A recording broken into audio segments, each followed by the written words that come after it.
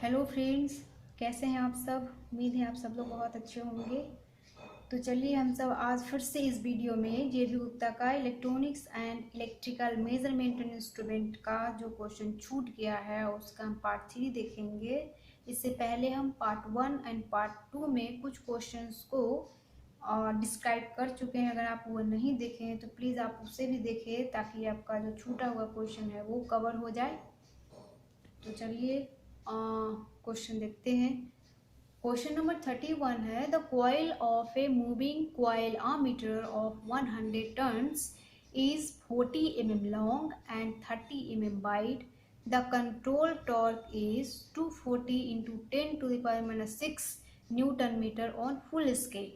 If the magnetic flux density in the air gap is 1 Weber per meter square, what will be the range of the ammeter। यानी कि ammeter का कितना range होगा वो हमको find out करना है। ठीक है, तो सबसे पहले जो भी क्वेश्चन में दिया हुआ है सिंपली हम उसको पहले नोट डाउन करते हैं। ठीक है, उसके बाद देखेंगे कौन से फॉर्मूला इस पे सटीक बैठ रहा है हमको करंट का वैल्यू फाइंड आउट करने के लिए। तो कॉइल का नंबर ऑफ टर्न्स जिसको हम जनरली एन से डिनोट करते हैं वो हम लिख लेंगे एन बराबर 100। ठीक है, और 40 mm लॉन्ग हम लंबाई जो दिया हुआ है वायर का वो हम मान लेते हैं एल है, एल बराबर 40 mm दिया हुआ है। एंड बी स्मॉल बी हम मान लेते हैं इसका वाइड है कितना, वो दिया हुआ है 30 mm। ठीक है, वो लिख लेंगे। द कंट्रोल टॉर्क इज, यानी टॉर्क का वैल्यू हम उसको टी से डिनोट करेंगे, उसका वैल्यू दिया हुआ है 240 into 10 to the power minus 6 newton metre. ठीक है, और मैग्नेटिक फ्लक्स डेंसिटी जिसको कि हम बी से डिनोट करते हैं, ठीक है, वो लिख लेंगे हम 1 वेबर पर मीटर स्क्वायर। ठीक है, मान लेते हैं हम आई करंट इससे फ्लो हो रहा है। ठीक है, तो जो भी क्वेश्चन में दिया हुआ था सारा हम नोट डाउन कर लिए यहाँ पे।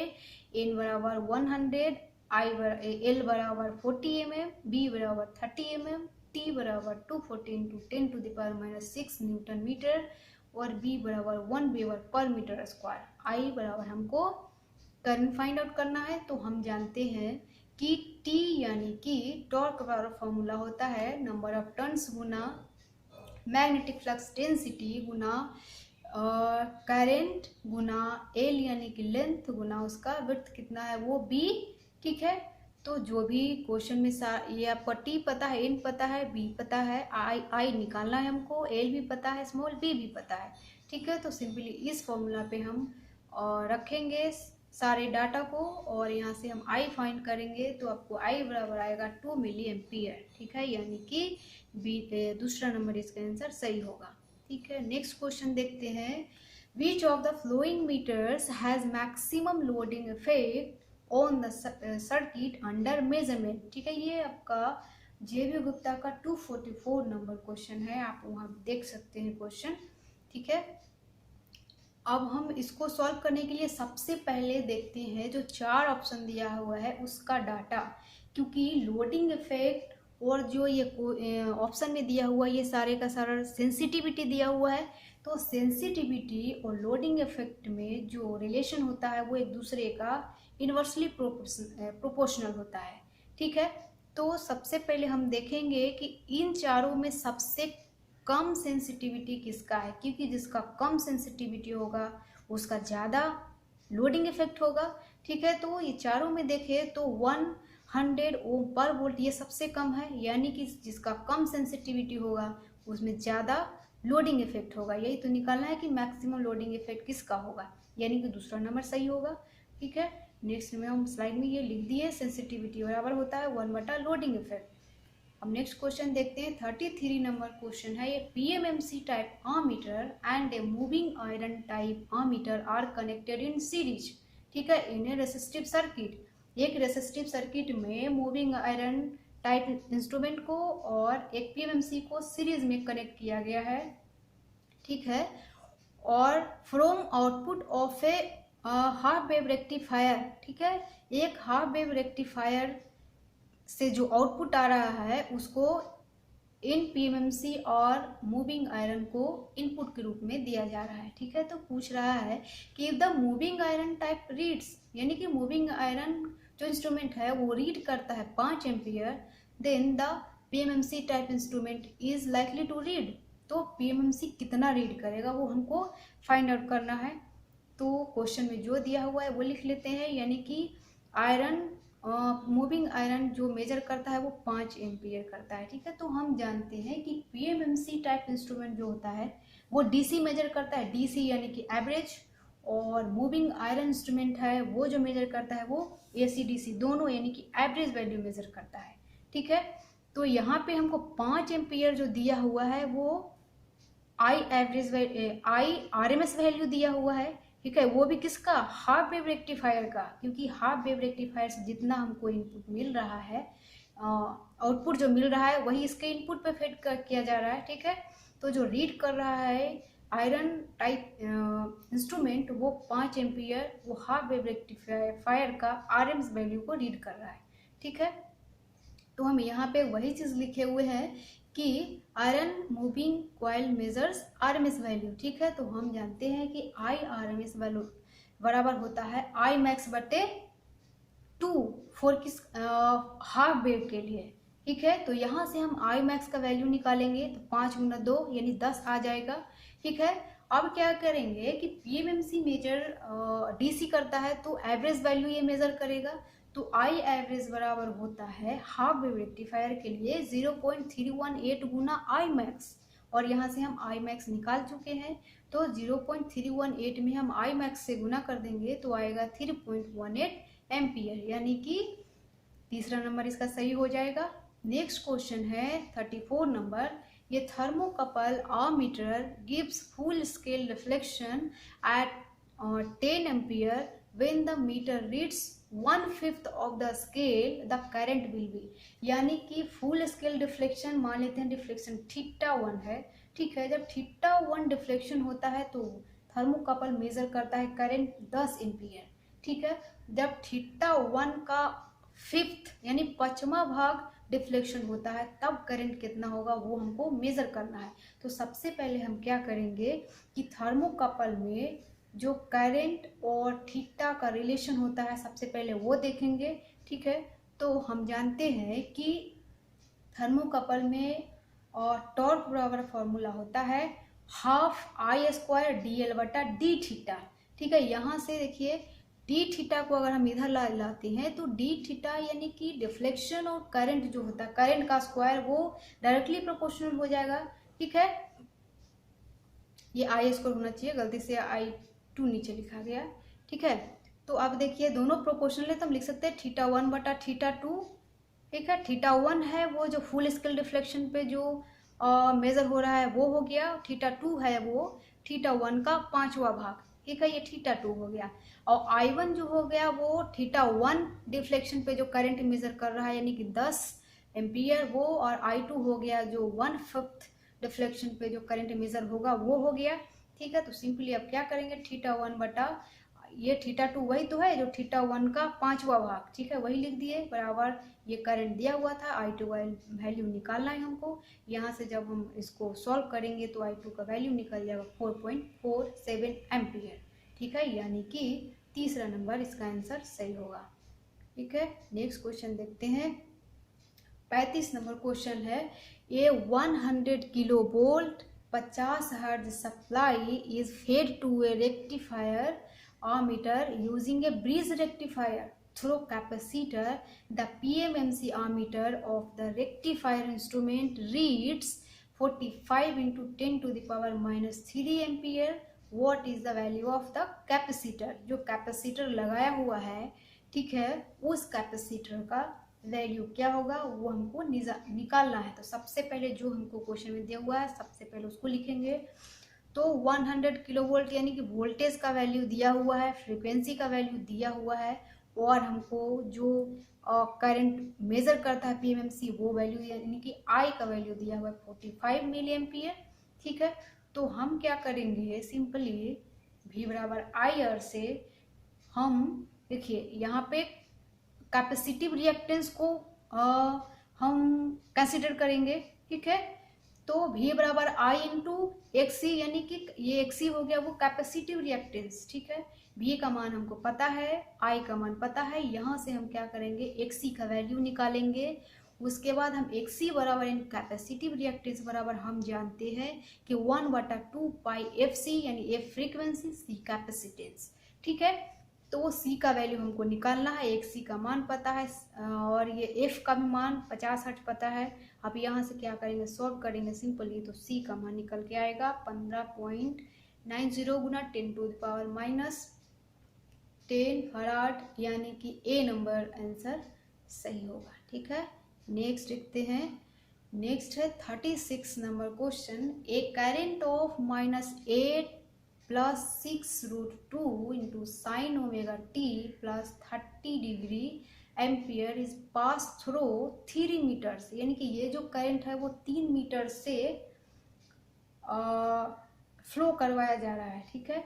दे आर सेंटर 0 PMMC, ठीक है, PMMC मीटर है, true RMS meter and moving iron instrument the respective reads in ampere, यानी कि ये जो 3 मीटर है, इन तीनों से जब इसको प्रवाहित किया जाएगा, ठीक है, पास करेंगे तो क्या मेजर करेगा, ठीक है। तो सबसे पहले देखिए 3 मीटर कौन कौन सा है, PMMC मीटर हो गया, एक ट्रू RMS मीटर हो गया और तीसरा है मूविंग आयरन इंस्ट्रूमेंट। तो PMMC टाइप जो इंस्ट्रूमेंट होता है वो DC को मेजर करता है। तो क्वेश्चन में दिया हुआ है, देखिए ये -8 है वो DC वैल्यू है और 6√2 साइन ओमेगा टी प्लस 30 ये आपका AC वैल्यू है, ठीक है। तो PMMC सिर्फ और सिर्फ DC मेजर करेगा, यानी कहने का मतलब कि -8 वोल्ट को सिर्फ मेजर करेगा।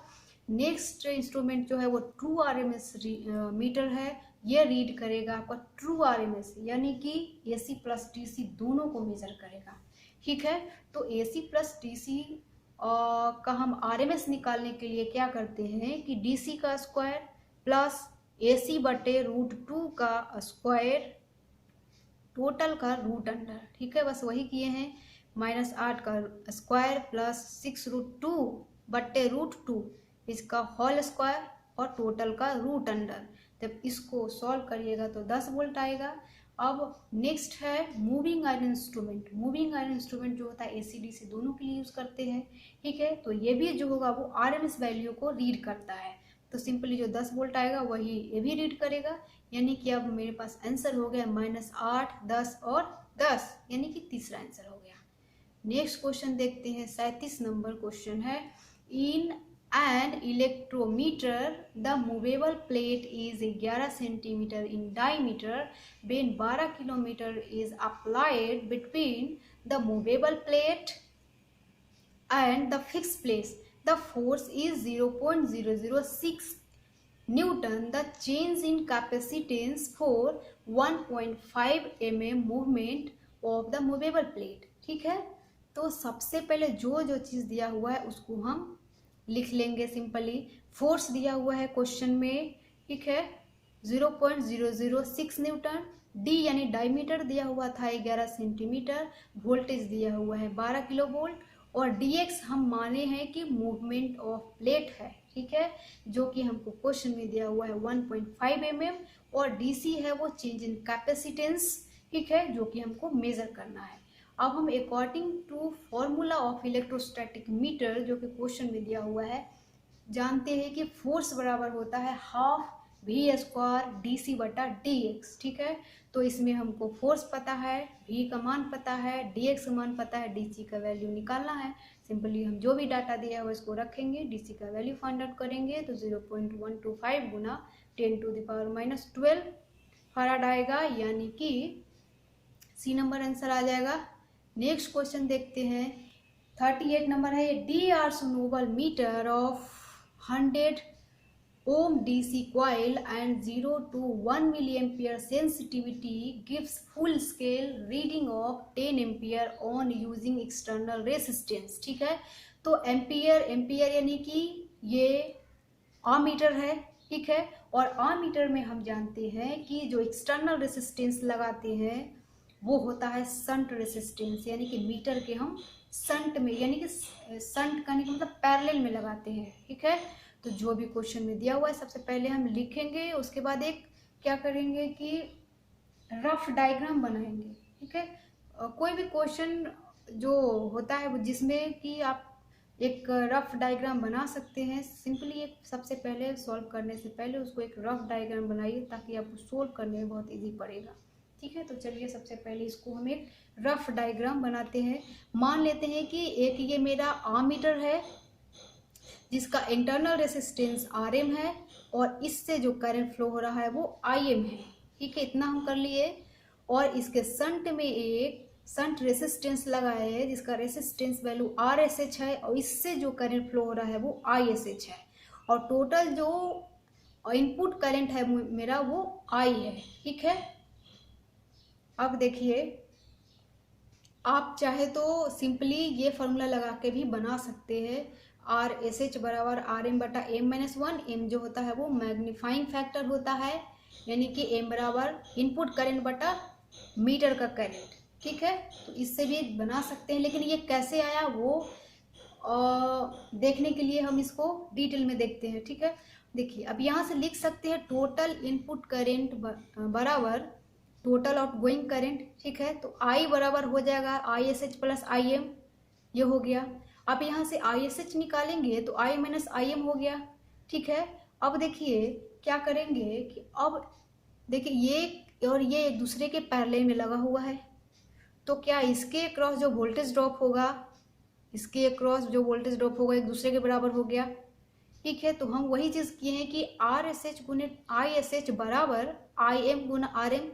ठीक है, ये यहीं पे किए हैं। अब ISH का वैल्यू तो नहीं पता है, लेकिन I का वैल्यू पता है और IM का वैल्यू भी पता है हमको। ठीक है, तो ISH की जगह पे हम लिख सकते हैं I माइनस IM यहाँ से। ठीक है, RSH का मान हमको निकालना है, I का मान पता है, क्वेश्चन में 10 एम्पियर दिया हुआ है। IM का भी मान पता है जो कि दिया हुआ है 1 मिली एम्पियर। ठीक है, और RM का मान 100 ओम दिया हुआ है। सिर्फ सबको रखेंगे डाटा, RSH का मान निकल के आएगा 0.01 ओम, यानी कि 3 नंबर है। ठीक है, नेक्स्ट क्वेश्चन है 39 नंबर। A 1 milli ampere ammeter has a resistance of 100 ohm. It is to be converted into 1 ampere ammeter. The value of shunt resistance required is, simply उसी तरह से भी बनेगा, सिर्फ डाटा अलग अलग है। ठीक है, 1 मिली एम्पियर आपका IM हो गया, यानी कि करंट थ्रू आमीटर, और इंटरनल रेसिस्टेंस इसका 100 ओम दिया हुआ है यानी कि RM, और इनपुट रेसिस्टेंस I जो है वो 1 एम्पियर दिया हुआ है, और RSH का मान निकालना है हमको। ठीक है, तो सिर्फ वही कर दिए। I हम माने थे पहले वाले क्वेश्चन में भी, और IM है वो मीटर से होकर जो करंट जा रहा है वो क्वेश्चन में दिया हुआ है 1 मिली एम्पियर। सिंपली उसी पे इसको भी बैठाएंगे, जो भी क्वेश्चन में दिया हुआ है उसको बैठाएंगे और RSH का मान निकालेंगे।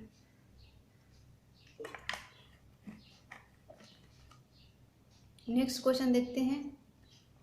40 नंबर क्वेश्चन है, a moving coil has a resistance of 10 ohms and takes a 40 milliampere to produce full scale deflection. The shunt resistance required to convert this instrument for use as an ammeter of range 0 to 2 ampere.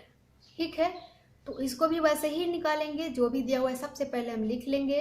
ठीक है, एक हम short diagram बनाए हैं। ठीक है, जिसमें कि ये मीटर है जिसका इंटरनल रेसिस्टेंस RM है, क्वेश्चन में दिया हुआ है 10 ओम, और इससे जो करंट फ्लो हो रहा है IM दिया हुआ है क्वेश्चन में 40 मिली एम्पियर।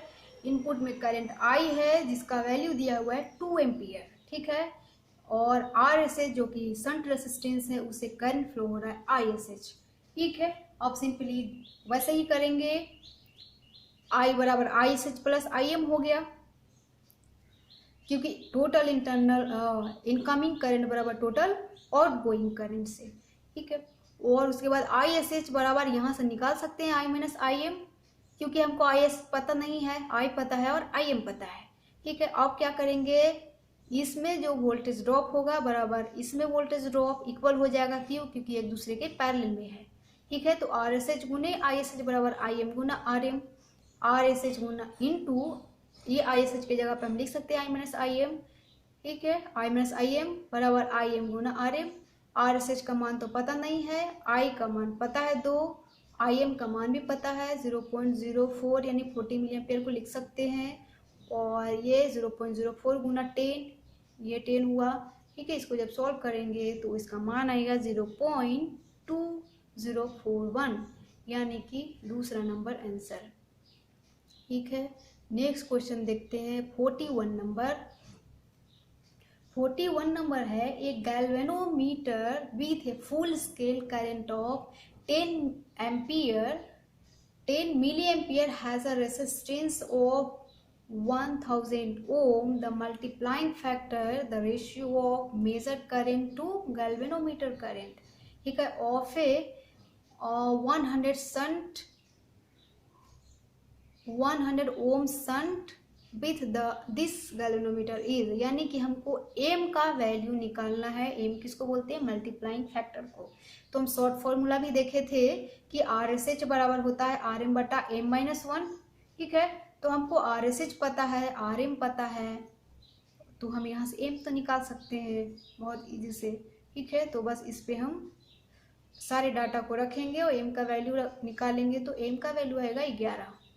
ठीक है, यानी कि सी, ये तीसरा नंबर। नेक्स्ट है 42 नंबर। The sensitivity of 200 micro ampere meter movement when it is used as a DC volt meter is given by. ठीक है, तो देखिए जो भी दिया हुआ है पहले लिख ले। तो सेंसिटिविटी बराबर हम जानते हैं कि 1 बटा करंट होता है और करंट पता है। ठीक है, तो करंट का वैल्यू यहाँ रख दिए, तो सेंसिटिविटी आ गया 5 ओम पर मिली वोल्ट। मिली वोल्ट कैसे आ गया? माइक्रो को हम लिख सकते हैं ना, और मिली गुना वो 1000 ऊपर भेज दे। ठीक है, बस वही किए हैं, तो मिली को नीचे छोड़ दिए, यानी कि आपका 4 नंबर आंसर सही होगा। 43 नंबर क्वेश्चन है what is the series resistance required to extend the 0 to 100 volt range of a 20,000 ohm per volt meter to 0 to 1000 volt. यानी कि एक वोल्ट मीटर के बारे में, क्योंकि वोल्ट मीटर में अब सीरीज रेसिस्टेंस आता है।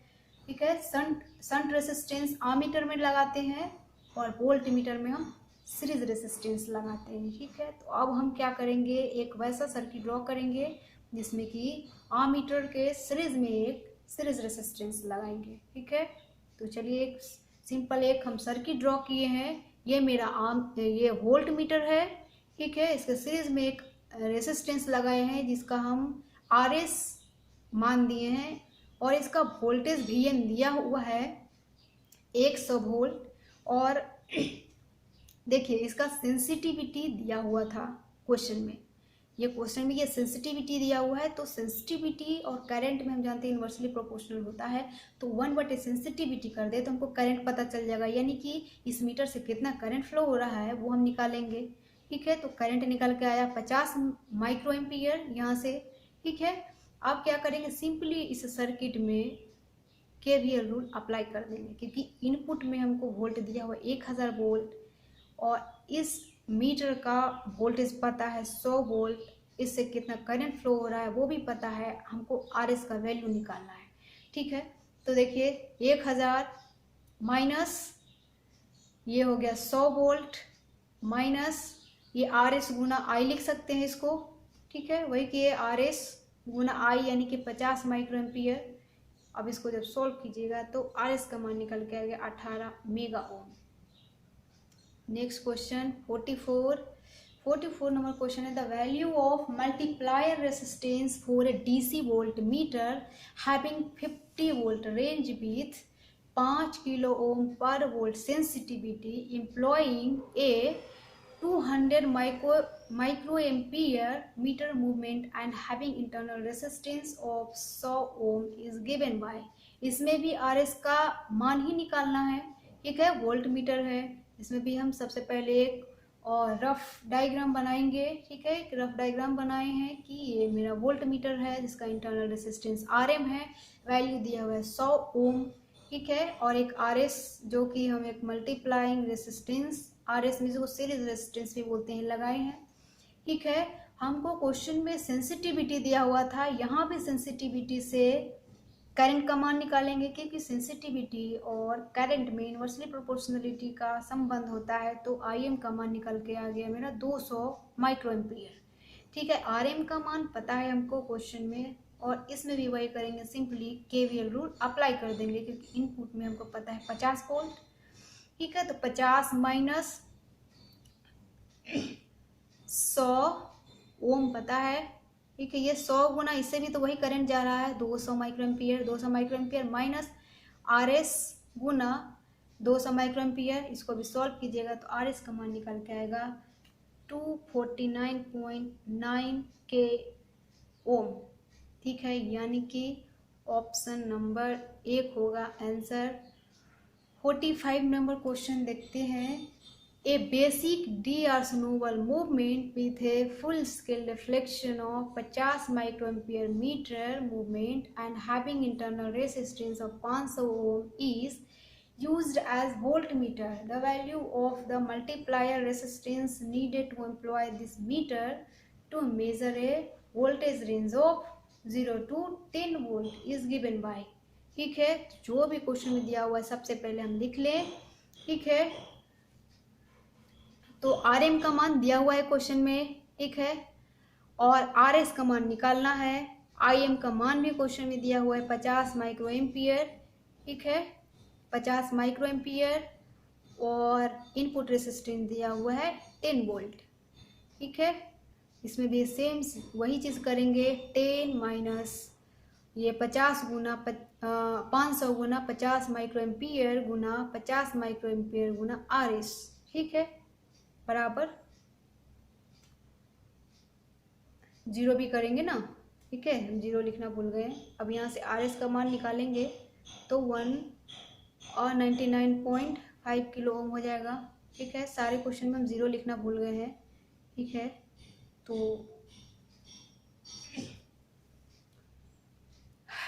इस वीडियो में इतना ही थैंक यू।